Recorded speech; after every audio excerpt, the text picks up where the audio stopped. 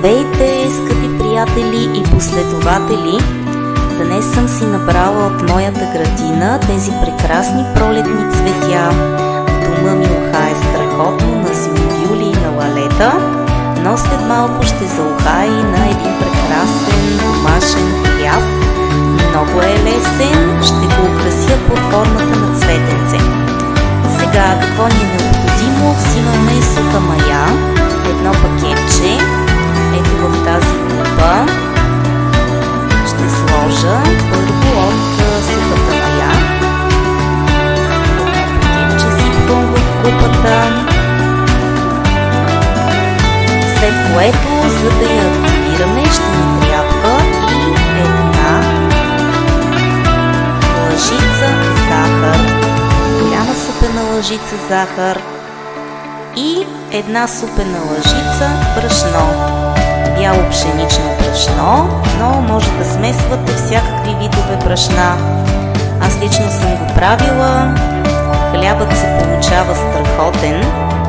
Сега трябва да разбъркаме мъничко, за да смесим съставките, след което аз доливам много малко водичка, топла вода и започвам да си разбърквам съставките по този начин, след което продължавам да си доливам вода почти до върха на тази купа.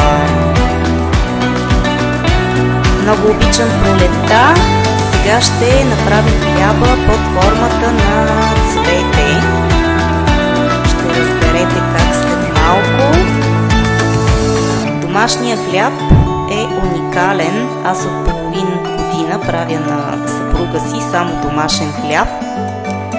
Това е една много лесна рецепта и съм убедена, че всяка една домакиня може да се справи. А и е друго в домашния уют да си замесиш хлебчето за любимия човек. Доливам си още малко водичка, продължавам да смесвам съставките. Тези прекрасни лалета и зимовюли са още от стария собственик, дядо Нестор, който ние не познаваме, но той има много богата градинка. Първата година, когато се нанесохме в тази къща, изникнаха страшно много лалета и зимовюли, което е страхотно. Има теменушки, кукичета. Уникално е да живееш на село. Продължаваме така и сега оставяме така да си се активира маята около 10-15 минутки.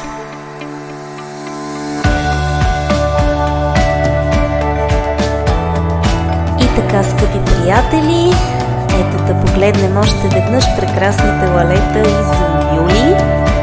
Както казах, моята кухня ухае цветно на тези прекрасни пролетни цветя, но след малко в нея ще започне да се носи ароматът на топъл хляб. Ето, това е сигурният знак, че нашата мая се е активирала и сега следва играта с тестото.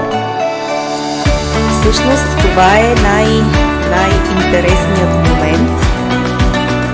Сега трябва да започнем да месим нашето тесто.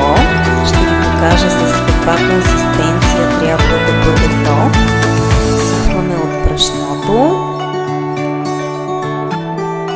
Така, размесваме хубаво. И сега тук ще добавим много мъничко мазнина, слънчогледово олио. Ползвам аз около 2-3 супени лъжици. След това, понеже аз и съпругът ми обичаме по-соленкото, ще добавя 2 супени лъжици сол. По принцип в рецептата е една, но който обича по-солено, може да си сложи още сол.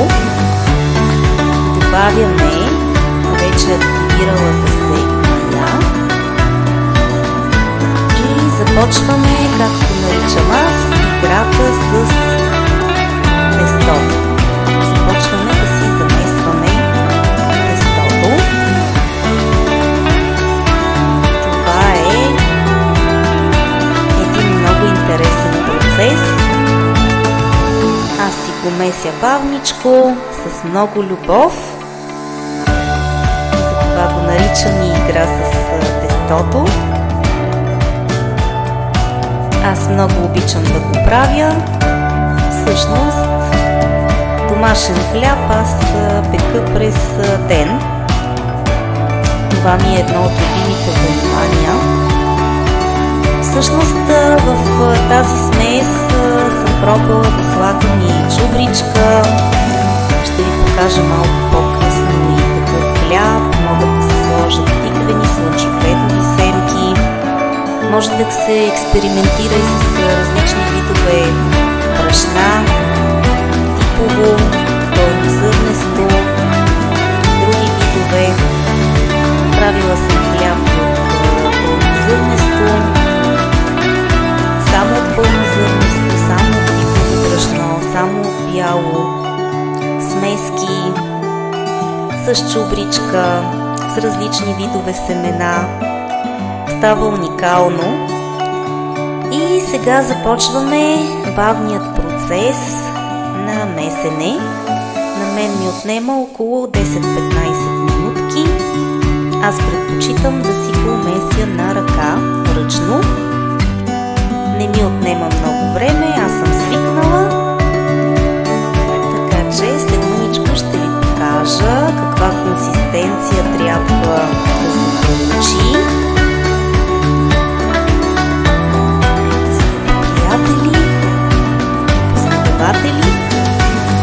Този хляб е изключително лесен, с много малко съставки, но става уникално вкусен. Ще видите крайният резултат след мъничко. Аз продължавам да меся. Се любувам на уханието на моите прекрасни пролетни цветя.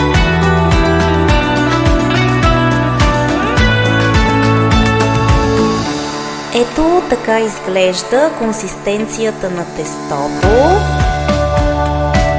Виждате колко е меко, еластично и гладко тесто. Сега трябва да го покрием с кърпа и след 10-15 минутки го премесваме втори път.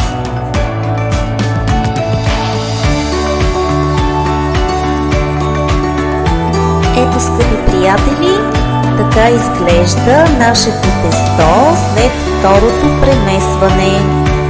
Виждате колко е гладко, меко, на допир, еластично тесто, изключително красиво. Ето, скъпи приятели, така оформената топка се поставя върху хартия за печене. След това си го поставям в ето този съд в кръгла форма, тъй като аз съм свикнала да правя кръгъл хляб, но можете да го поставите и в правоъгълна форма, в каквато пожелаете. И така оформената топка се покрива с кърпа, оставя се около 1-2 часа да си почине. Ето, отделила съм си малко от тестото за украсата, която ще видите след малко. И така топката си почива около 1-2 часа. Тя ще увеличи обема си и след това ще я украсим.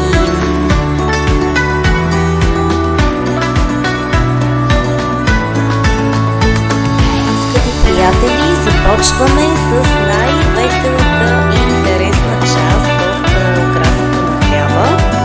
Ето тук от тестото, което си оставих за украсата, ще направя тези тестенца.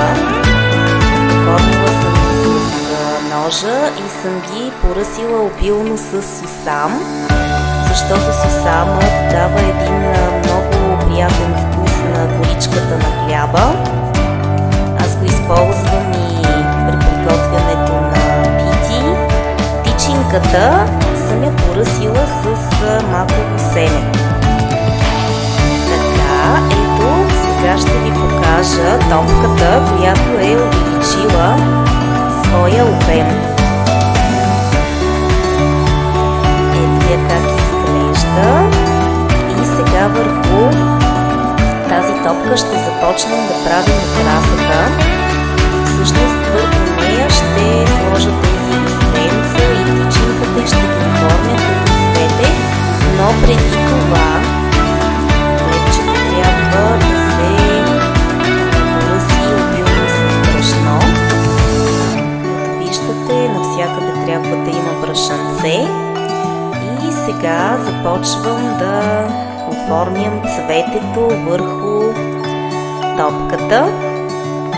Сега ще видите как ще се получи. Ще стане уникално красиво. И ето оформеното цветенце върху хляба. Сега ще завъртя бавно от всички страни, за да видите как всъщност се е получило и как изглежда. Ето, начинката поръсена с маково семе и отстрани върху топката съм сложила тези листенца, които обилно са поръсени с сесам.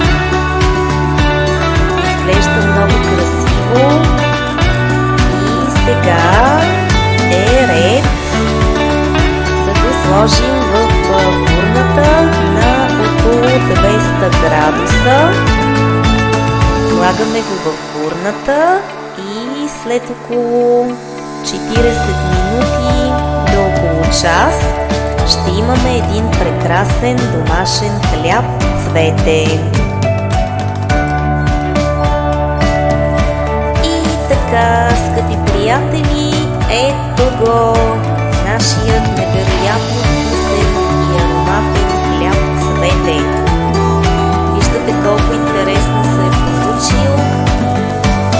Ето как изглежда с тази невероятно вкусна коричка от сесам и от маково семе. Сега ще го завъртя от всички страни, за да видите.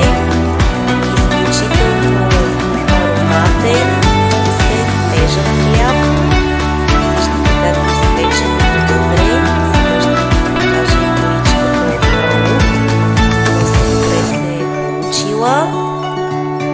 Виждате как за много кратко време с много малко продукти може да имате един невероятно вкусен хляб.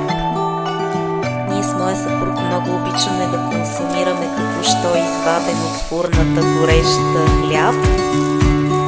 Режем си линийки, мажем си масълце върху тях и масълцето се стопява много